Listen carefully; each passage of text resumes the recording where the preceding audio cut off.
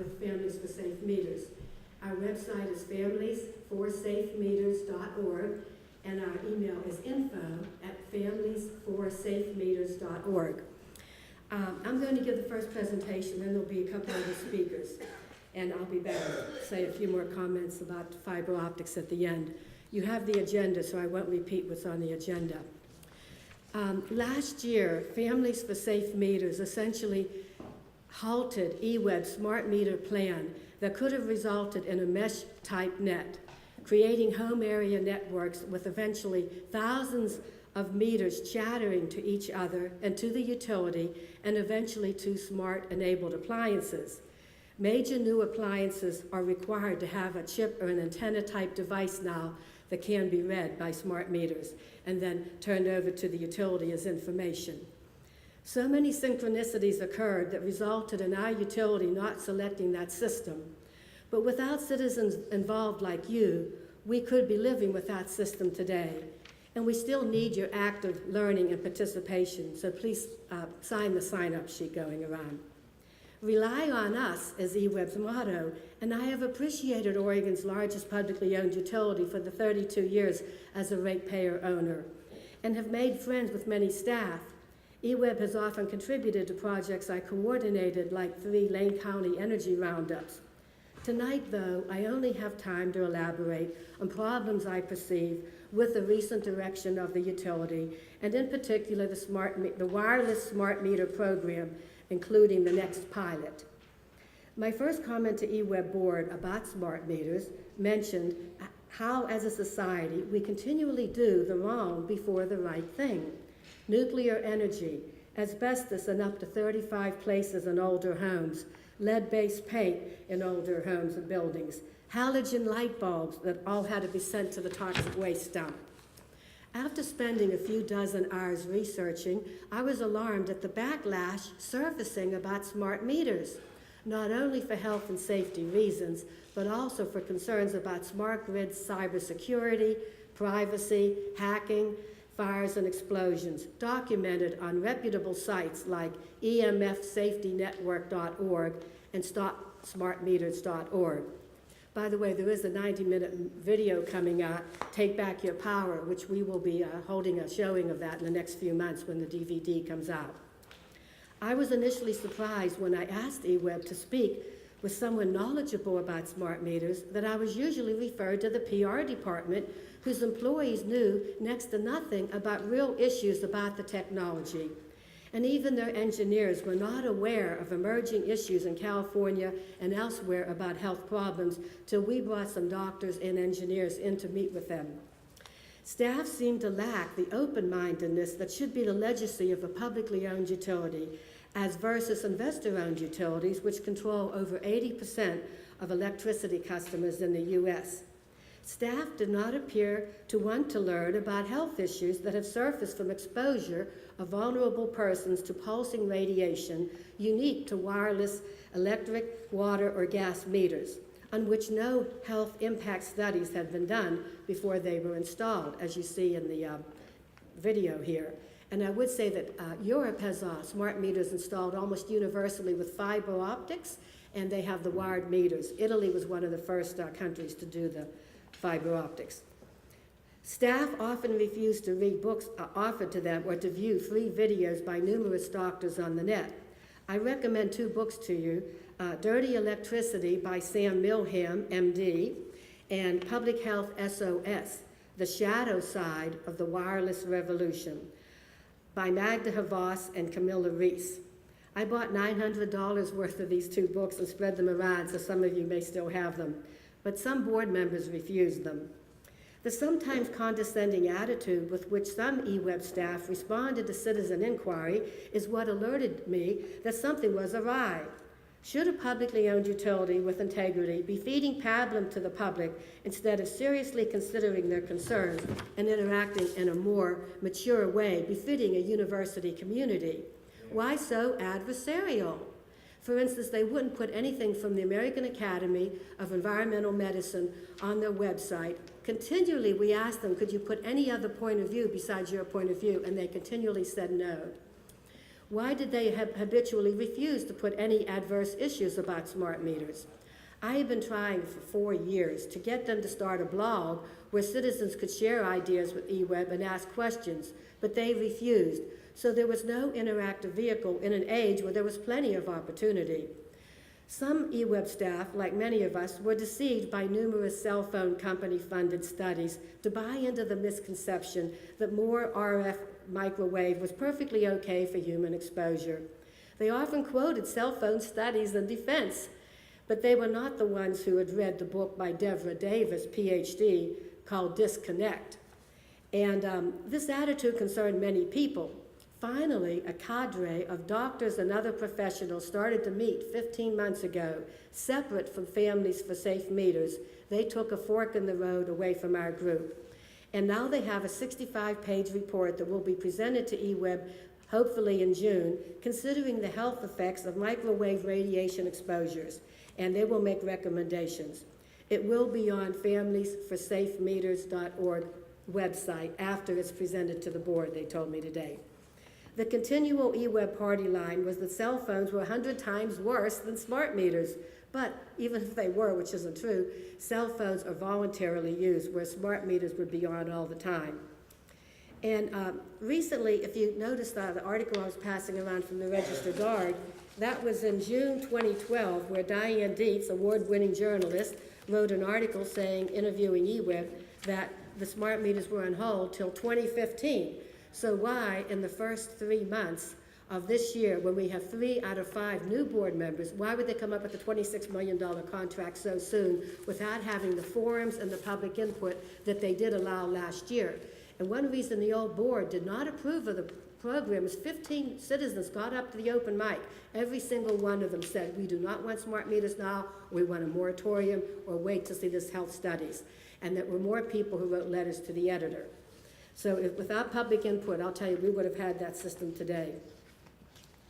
The continual, we thought smart meters were on hold. That's why we hadn't met for about 10 months. But then in March of this year, they did vote, by the way, 3-2. So 2 people in the board did vote down the $26 million proposal. And eWeb is trying to do things incrementally. So they say, oh, well, we're just going to do $4 million first for 400 new electric smart meters, and then we'll do all these water meters that we have to replace anyway, and they're upgradable to the antenna. The problem with that is they forgot to educate the board about the fact that there was extensive conversation at one of the work sessions last year saying that they don't even think they can use wireless smart meters for the water meters because a lot of them are below the ground and they can get flooded. The other disconnect there is that Roger Gray says that the meters would last about 10 to 15 years, whereas the national person that they hired to present to the eWeb staff 3 days of information said that they would last about 5 to 7 years, or about as long as a personal computer, which is usually about 4 years. So there's a disconnect, I think, of their economic analysis.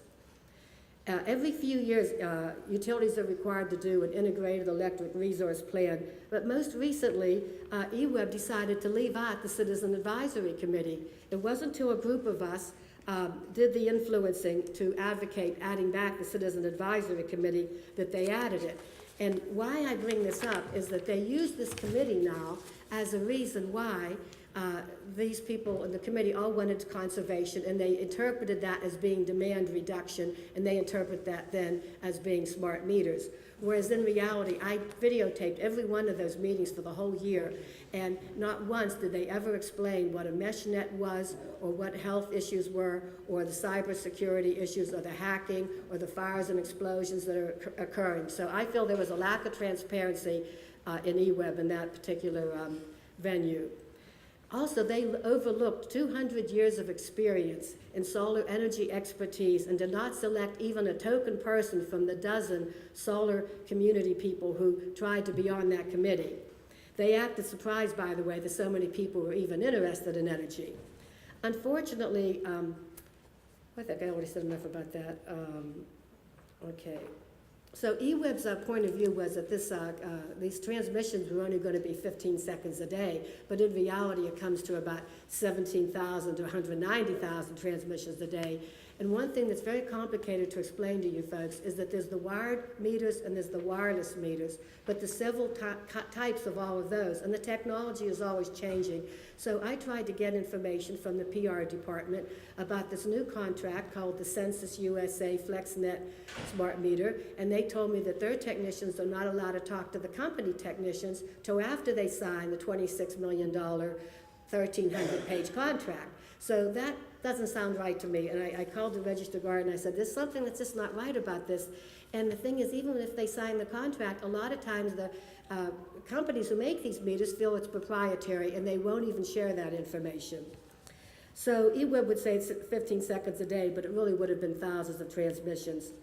Somehow we're supposed to maintain our consumption habits by creating these octopus tentacle utilities with radio frequency microwave going every which way from meter to meter in houses with new self-masts in the neighborhood, and then the smart enabled appliances. And finally, what is the goal? The goal is time of day pricing, which has been a disappointment for many utilities trying to implement it. Well, what happened in California in Bakersfield, people were being charged $1.30 an hour for air conditioning in the middle of a hot summer day. There was kind of a confluence of untoward events because they didn't tell people they were raising the rates, they didn't tell them about time of day pricing, and it was a very hot summer. But at any rate, I know one woman whose sister up in Canada said her electric bill doubled when she put in a smart meter because she has 5 children and she really can't change her schedule. In fact, there's a prominent guy in the Republican Party that wanted to be here to speak tonight. He's defending the point of view that we should not have these because he's a working class person and he can't afford to pay the excess bills. So a couple problems exist with this electricity in Wonderland proposal. People are getting sick from the meters. You'll hear more about that from Jack Dresser. And the new class of refugees is being created in this society. I'll tell you just 2 stories briefly about these 2 women. The one woman is a retired software developer. So is her husband. He is also a retired physicist. She called me a year ago from California looking for a safe place to live. She said, Kathy, I didn't even know there was a word electro-hypersensitivity until it happened to me. And she said they had moved into a building and they put a smart meter 40 feet away from where she lived.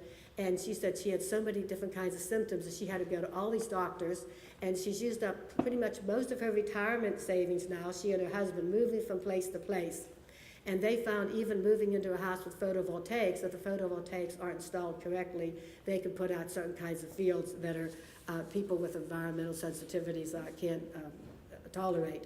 So she said that she actually has to use a flashlight at night to walk around the house. She can't even use electricity. And I thought, well, this is just too bizarre, you know. And then 3 weeks ago, I had a call from somebody who saw this notice on the KEZI online calendar, and she drove all the way out here from North Dakota because she said that they put a smart meter, a water meter, which is supposed to be the safer ones, in the other side of her duplex, and she thought she was having a heart attack.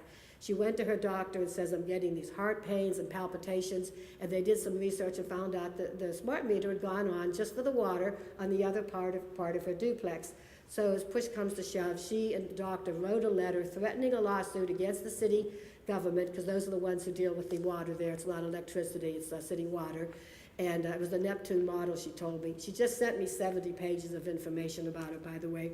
But she said that they threatened this lawsuit, and she gave notice. She had been there for 6 years as a tenant, and she's played the piano for 30 years, this woman. She has a master's in music, but she can't even touch the piano keys anymore. She can't play the piano. She is tingling and zinging all up and down her skin.